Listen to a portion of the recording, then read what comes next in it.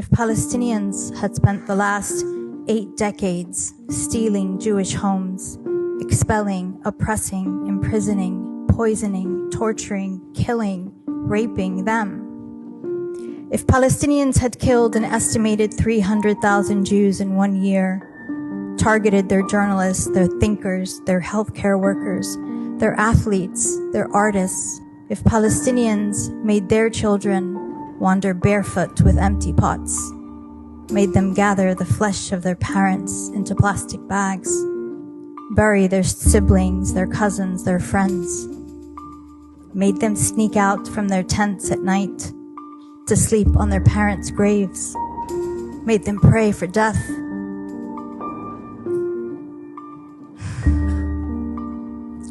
just to join their families and not be alone in this terrible world. If we terrorize them so utterly that their children lose their hair, lose their memory, lose their minds, if the world were watching the live-streamed systematic annihilation of Jews in real time, there would be no debating whether that constituted terrorism or genocide.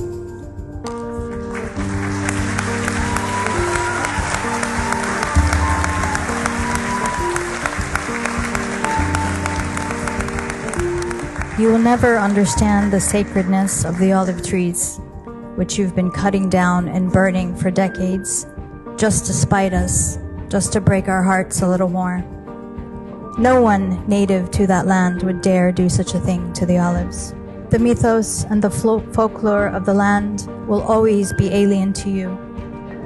You will never be literate in the sartorial language of the thobes we wear, which sprang from the land through our foremothers over centuries. Every motif, every design and pattern speaking to the secrets of local lore, flora, birds, rivers, and wildlife.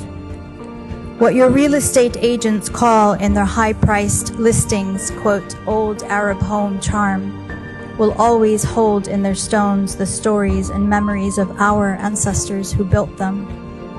The ancient paintings and photos of the land will never contain you. You will never know the feeling of masses all over the world pouring into the streets and stadiums to chant and sing for your freedom. And it is not because you are Jewish, as you want everyone to believe, but because you are violent colonizers who think your Jewishness entitles you to the home my grandfather and his brothers built with their own hands, on land that had been in our family for centuries.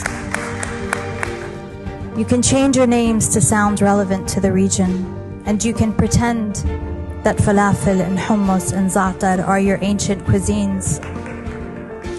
But in the recesses of your being, you will always feel the sting of this epic forgery.